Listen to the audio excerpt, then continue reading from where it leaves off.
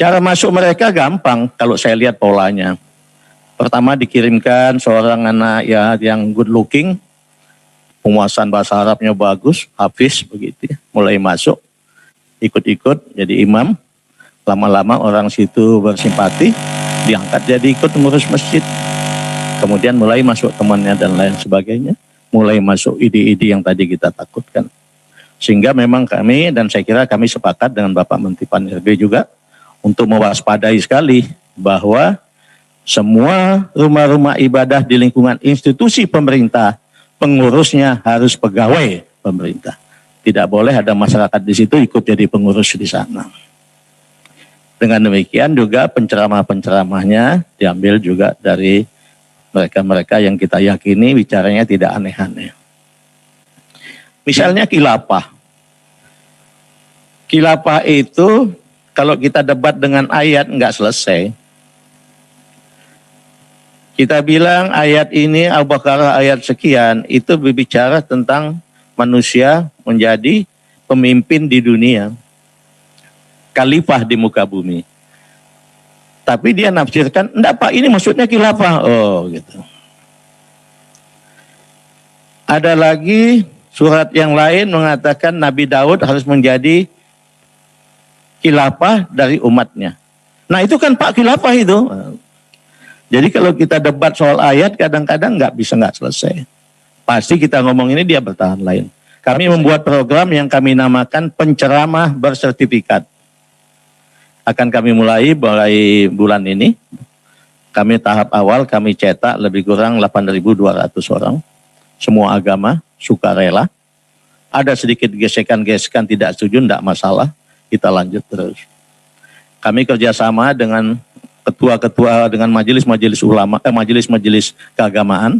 Kalau di Islam ya majelis ulama. Kemudian ormas-ormas keagamaan dengan BNPT, sudah sepakat kami, dengan BPIP, kemudian dengan Lemanas.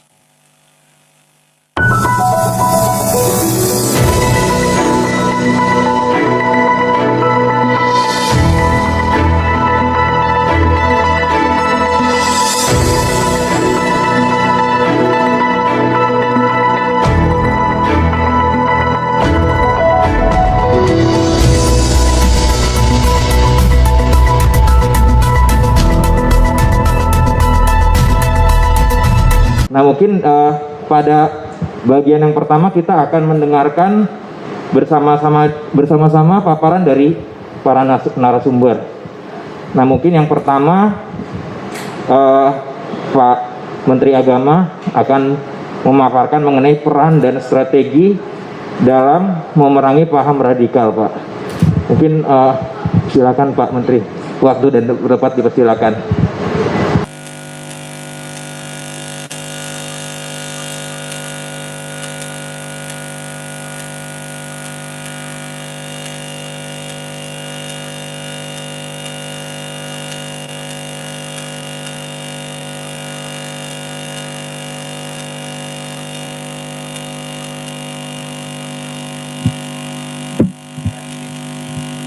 Mungkin Pak Menteri sebelum Bapak menyampaikan paparan, saya sampaikan CV Bapak terlebih dahulu Pak. Mungkin Nggak usah. Mantan tentara aja gitu. Assalamualaikum warahmatullahi wabarakatuh. Selamat siang dan salam sejahtera untuk kita semua. Yang saya hormati Bapak Menpan RB, Pak Cahyokumolo, sahabat. Yang saya hormati Pak Mendagri, dua kiri. Oke, Pak, gitu. Kepala BNPT, Pak Boy Rapli. Kepala BKN, Pak Bima Haria. Gelar. Mantan Rektor UI. Juga sama-sama saya di Komisaris BUMN yang lalu. Sekalian. Alhamdulillah senang. Ya, ikut dalam kaitan ASN no radikalis. Tadi aplikasi tadi saya sangat memberikan apresiasi luar biasa. Mudah-mudahan itu kita bisa manfaatkan bersama dalam kaitan menangkal, mendeteksi dan juga mencoba mengeliminasi bibit-bibit radikal yang ada di ASN. Puji syukur kita panjatkan kehadirat Tuhan Yang Maha Esa atas begitu banyak nikmat yang kita dapatkan dalam hidup ini, khususnya nikmat kesehatan, sehingga kita dapat duduk bersama, bertatap muka, meskipun sebagian melalui virtual. Saya langsung saja kepada to the point. Saya melihat seperti ini, kalau kita bicara tentang radikalisme ASN, maka banyak tempat yang perlu kita waspadai. Tempat pertama adalah pada saat dia masuk. Kalau tidak kita seleksi dengan baik, khawatir kita benih-benih atau pemikiran-pemikiran radikal itu akan masuk ke dalam ASN. Saran saya, meskipun kita tidak lagi menetapkan organisasi tertentu sebagai organisasi terlarang misalnya, tapi kalau sudah organisasi itu diwaspadai atau pemikiran tentang itu diwaspadai, sebaiknya tidak usah masuk ke ASN. Contohnya apa? Misalnya, khilafah itu nggak dilarang. Belum pernah ada undang-undang yang melarang khilafah. Dan belum pernah ada majelis ulama yang menyatakan bahwa khilafah itu terlarang. Tapi pemikiran-pemikiran seperti itu sebaiknya tidak usah kita terima di ASN. Itu bagian pada saat seleksi. Kemampuan kita lah mendeteksi mana ada pemikiran-pemikiran yang aneh-aneh seperti itu, tidak usah masuk. Sebetulnya banyak poin lain tentang itu, apa saja yang tidak harusnya masuk, tapi mungkin nanti saya lihat kalau waktunya ada akan saya sampaikan. Kemungkinan kedua, masuknya di lembaga pendidikan. Pada saat di ASN ada pendidikan-pendidikan, kursus-kursus, nah bisa masuknya melalui itu. Nah untuk itu betul-betul kita waspadai di lembaga pendidikan kita, betul-betul pembimbing-pembimbingnya, dosen-dosennya, mereka-mereka yang memang bersih dari peluang-peluang radikalisme itu. Kalau enggak nanti masuknya dari sana. Kemungkinan lain adalah dari rumah ibadah. Baik rumah ibadah di institusi pemerintahan, BUMN, maupun rumah ibadah di tempat-tempat tinggal kita. Saya katakan di tempat institusi pemerintahan sangat banyak peluang waktu lalu untuk masuk pemikiran-pemikiran radikalisme. Sehingga saya pernah mengingatkan seorang menteri, karena saya pernah sholat Jumat di tempat itu. Mohon maaf kalau saya bilang sholat Jumat bukan berarti kalau radikal itu hanya Islam saja, bukan ya. Saya sholat Jumat di masjid itu, saya terkejut. Kemudian saya WA menteri yang bersangkutan, Bu, nanti bahaya sekali nih. Kok saya sholat di Jumat di situ kok khotbahnya menakutkan banget itu. Kok bisa ada seperti itu masuk di kita gitu. Beliau bilang, Pak, dulu lebih banyak lagi. Sekarang sudah saya kikis habis, masih ada sisa-sisanya dikit, akan saya kikis habis lagi, Pak. Jadi kembali, ini rumah ibadah bukan saja di luar sana, di dalam BUMN, lingkungan BUMN, di lingkungan pemerintahan pun masuk ini. Cara masuk mereka gampang kalau saya lihat polanya. Pertama dikirimkan seorang anak ya yang good looking, penguasaan bahasa Arabnya bagus, hafiz begitu, mulai masuk, ikut-ikut jadi imam. Lama-lama orang situ bersimpati, diangkat jadi ikut mengurus masjid. Kemudian mulai masuk temannya dan lain sebagainya, mulai masuk ide-ide yang tadi kita takutkan. Sehingga memang kami, dan saya kira kami sepakat dengan Bapak Menteri Pan-RB juga, untuk mewaspadai sekali bahwa semua rumah-rumah ibadah di lingkungan institusi pemerintah, pengurusnya harus pegawai pemerintah. Tidak boleh ada masyarakat di situ ikut jadi pengurus di sana. Dengan demikian juga penceramah-penceramahnya diambil juga dari mereka-mereka yang kita yakini bicaranya tidak aneh-aneh. Di lingkungan masjid-masjid di luar masyarakat juga demikian. Apa yang kami lakukan sekarang Kementerian Agama, kami membuat program yang kami namakan penceramah bersertifikat. Akan kami mulai bulan ini. Kami tahap awal kami cetak lebih kurang 8.200 orang. Semua agama, sukarela. Ada sedikit gesekan-gesekan tidak setuju, tidak masalah. Kita lanjut terus. Kami kerjasama dengan ketua-ketua, dengan majelis-majelis ulama, majelis-majelis keagamaan. Kalau di Islam ya majelis ulama. Kemudian ormas-ormas keagamaan dengan BNPT, sudah sepakat kami, dengan BPIP, kemudian dengan Lemanas. Ini semua nanti mudah-mudahan akan menghasilkan penceramah-penceramah, paling tidak sudah kita bekali dengan banyak hal, masalah wawasan kebangsaan, Pancasila, dan lain-lain hal-hal sensitif yang harusnya diperjuangkan dan tidak boleh sampai dieliminasi. Ini sudah akan segera jalan mulai dalam bulan ini, dan saran kami ke depan nanti, kalau ini sudah jalan, tolong tanpa diumumkan, tolong yang diundang nanti kalau ceramah-ceramah di rumah ibadah kita, khususnya di lingkungan ASN, hanya mereka-mereka yang sudah dibekali menjadi penceramah bersertifikat.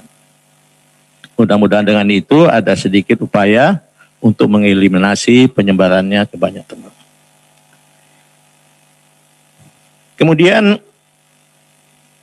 hal lain yang ingin kami sarankan adalah dalam kaitan menangkal ini juga, kalau di tentara atau di polisi itu ada istilah jam komandan. Jam komandan itu adalah waktu komandan mengumpulkan staf-stafnya atau anggota-anggotanya yang kemudian diberikan pembekalan tentang masalah pekerjaan, latihan dan sebagainya, termasuk pembinaan mental. Nah, saya ingin sarankan kalau bisa di PNS ini juga ada semacam waktu untuk pimpinan secara bertingkat ke bawah untuk melakukan kegiatan-kegiatan seperti ini. Mungkin bisa kalau menteri mungkin langsung dengan eselon 1, eselon 2. Nanti eselon 1 mengumpulkan lagi di bawahannya sampai eselon 3. Mungkin kalau saya sarankan kalau bisa ya paling enggak 2 minggu sekali, atau kalau yang sibuk-sibuknya ya 1 bulan sekali adalah. Nah, pada saat jam pimpinan ini, selain membicarakan tentang masalah pekerjaan, apa yang perlu kita lakukan lagi ke depan supaya lebih baik dan sebagainya, juga bicara tentang pembinaan mental. Tentang 4 pilar misalnya. Kemudian tambahan dari kami tentang moderasi beragama. Saya pertajam dikit tentang moderasi beragama. Moderasi beragama ini sudah dimasukkan dalam rencana pembangunan jangka menengah nasional. Yang dimoderatkan adalah cara kita beragama dalam bersosialisasi dengan orang lain yang agamanya berbeda atau agamanya sama tapi mempunyai pandangan-pandangan yang berbeda. Karena pada saat memoderasi beragama, sebagian orang langsung protes. Agama itu nggak perlu dimoderatkan. Oh, udah semua kita paham kok.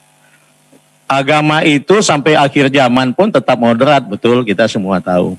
Yang kita moderatkan bukanlah agamanya, tapi cara kita beragama dalam bersosialisasi dengan pemeluk-pemeluk agama yang berbeda, atau agama yang sama berpandangan yang berbeda.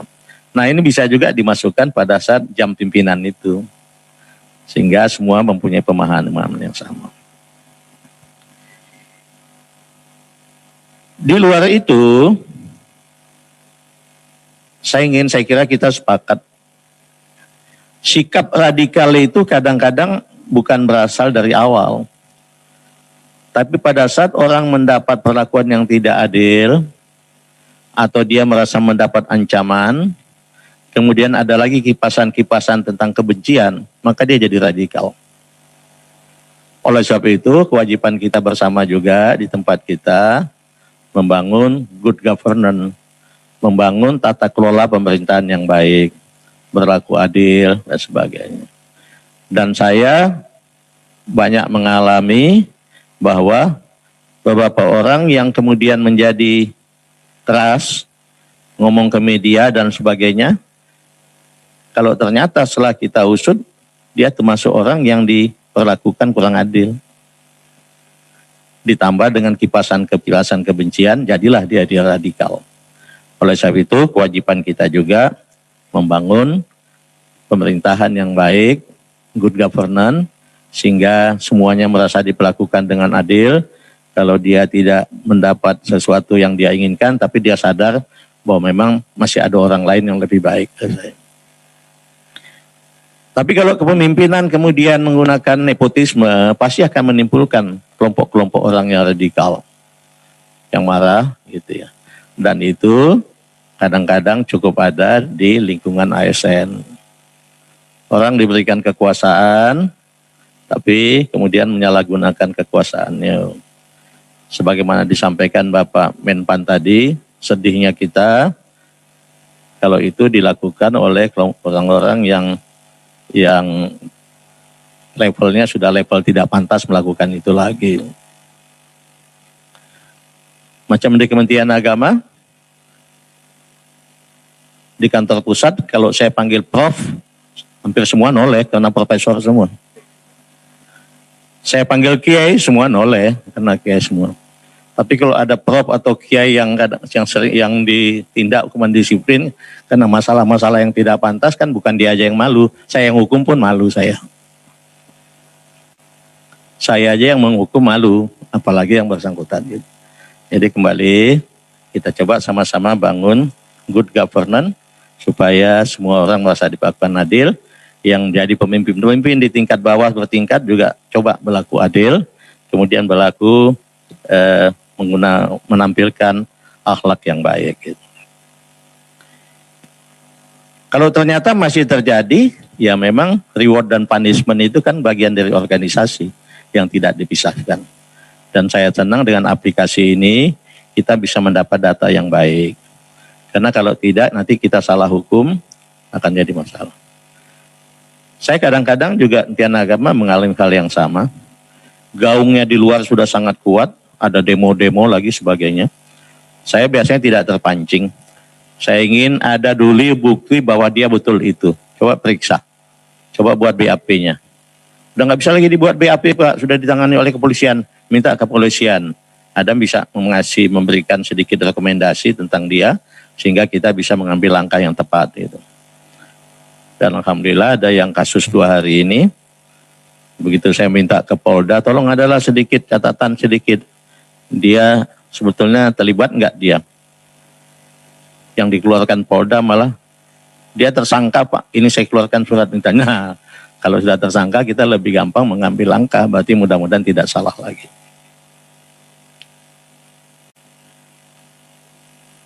Kita sangat sependapat. Banyak hal yang kita perlu garis bawahi pada saat kita mengisi jam pimpinan itu. Saya mencoba lihat waktu sehingga saya nggak lebih 20 menit gitu.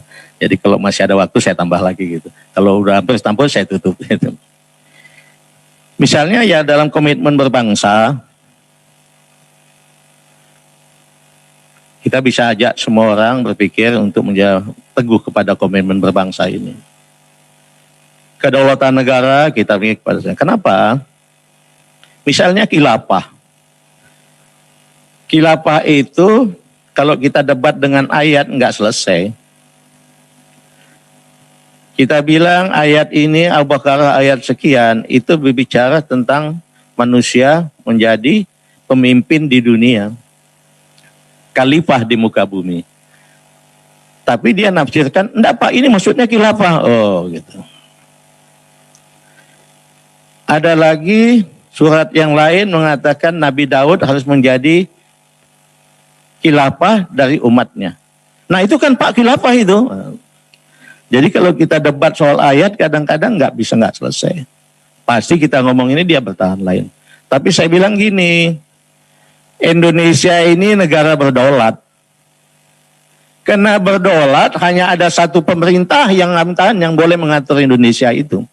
Itulah yang disebut pemerintah negara kesatuan Republik Indonesia. Tidak boleh ada pemerintah dari tempat lain yang mengatur Indonesia.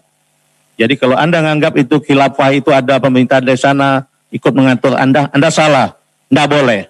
Kalau Anda mau diatur oleh dia berarti Anda bukan warga negara Indonesia. Kadang-kadang pengertian seperti ini perlu kita bawa. Kalau kena berdebat khilafahnya aja nggak ketemu.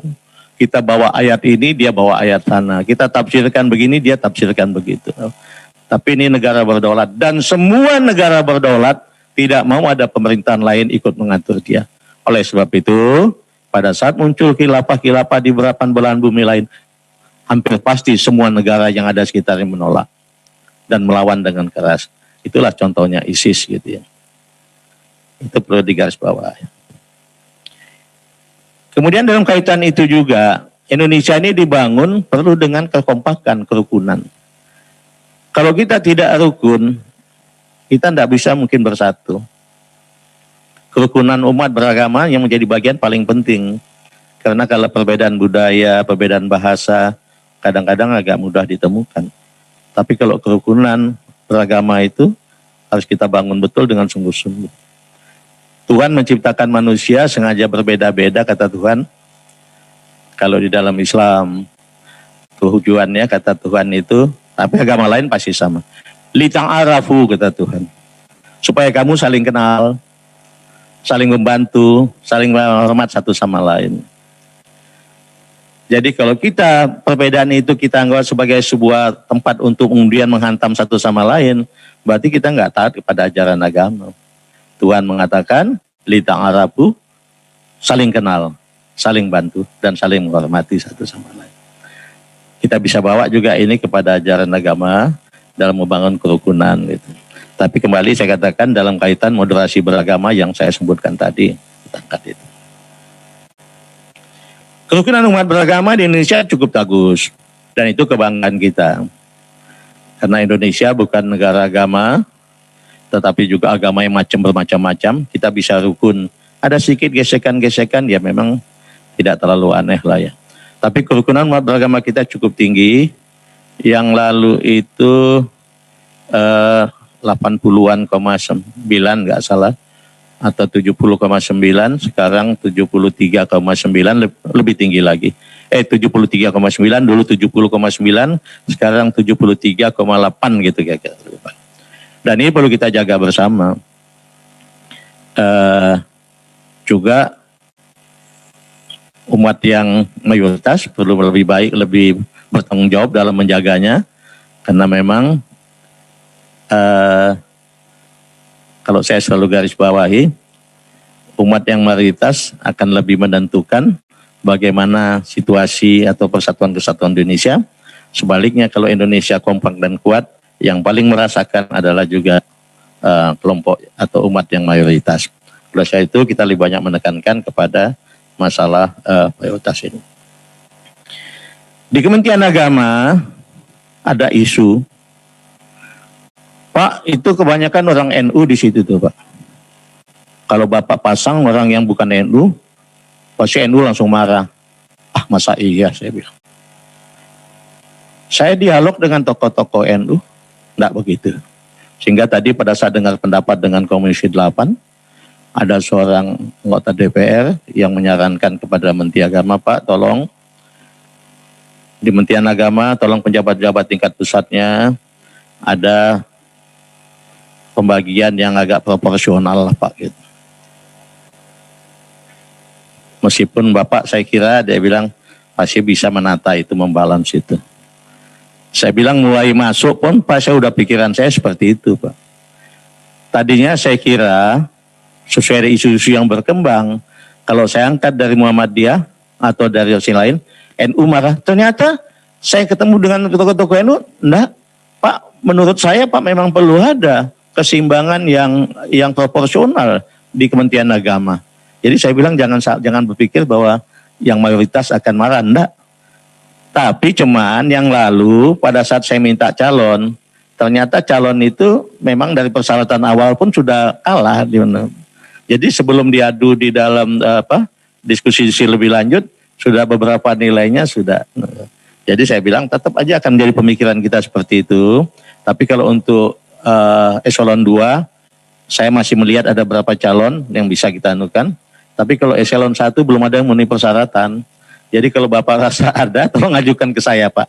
Nggak ada kaitan dengan NU marah, enggak. NU malah mendorong saya supaya ada Bapak dengan itu. Jadi kadang-kadang kita berasumsi terlalu jauh, padahal tidak seperti itu dan kita bangga. Saya bangga dan Islam itu, NU Muhammadiyah meskipun itu dua organisasi besar, kadang-kadang seolah-olah dianggap tidak cocok satu sama lain. Ya Alhamdulillah, saya melihat komunikasi baik. Sekarang mohon maaf, Pak Anu juga tahu, Ketua Muhammadiyah Pak Haidar Nasir sedang agak kurang sehat, mungkin agak lama di Jogja. Kemarin saya lihat, udah bilang Pak jangan Pak, kebetulan pas di depan pintu saya ini tetangga depan rumah kena positif COVID kemarin Pak. Bapak jangan kesini dulu. Tapi menunjukkan kita semua kompak. Orang baru mulai. Kita aja kasih masukan, mohon maaf. Waktu mungkin lebih 1 menit. Tidak ada kurang perkenan, saya mohon maaf. Bila taufik wal hidayah. Assalamualaikum warahmatullahi wabarakatuh. Waalaikumsalam warahmatullahi wabarakatuh. Kita beri aplaus untuk Bapak Menteri Agama atas paparannya yang luar biasa. Jadi saya mencatat sejumlah hal dari paparan Pak Menteri Agama terkait dengan peran dan strategi dalam memerangi paham radikal ini. Yang pertama tentu saja harus ada beberapa lokasi yang harus diwaspadai Pak ya. Dari mulai tadi saat calon ASN masuk, mungkin Pak Bima ya rekam jejaknya harus ditelusuri seperti itu. Kemudian juga bagaimana lembaga pendidikan juga harus bisa kita upayakan untuk juga netral gitu ya Pak ya, seperti itu, atau steril seperti itu. Dan juga terkait dengan rumah ibadah ya, sehingga cuma disarankan tadi kalau untuk masjid-masjid yang ada di lokasi ASN sebaiknya oleh ASN seperti itu Pak ya, pengurusnya.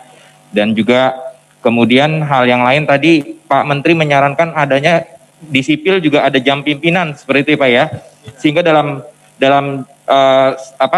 jam pimpinan itu kemudian pimpinan bisa memoderasi beberapa hal termasuk moderasi beragama dan berbagai hal lain yang harus disampaikan gitu. Dan yang paling penting tadi saya catat bagaimana pentingnya good governance gitu ya Pak ya, karena tadi banyak yang kemudian jadi radikal karena merasa diperlakukan tidak adil seperti itu. Ada KKN gitu tadi Pak ya, seperti itu ya, sehingga Pak Menteri tadi menyampaikan bagaimana penguatan good governance itu menjadi kata kunci juga. Selain juga tentu saja ada reward and punishment bagi mereka yang memang sudah tidak bisa dibina gitu ya Pak, seperti itu. Dan terakhir tadi bagaimana pentingnya juga kerukunan umat beragama gitu ya Pak ya, untuk yang harus dipertahankan atau diperkuat seperti itu. Terima kasih Pak Menteri. Oh ya, maaf yang penceramah bersertifikat, terima kasih Pak, kelewat ya, termasuk tadi ada penceramah bersertifikat seperti itu. Terima kasih Pak Menteri.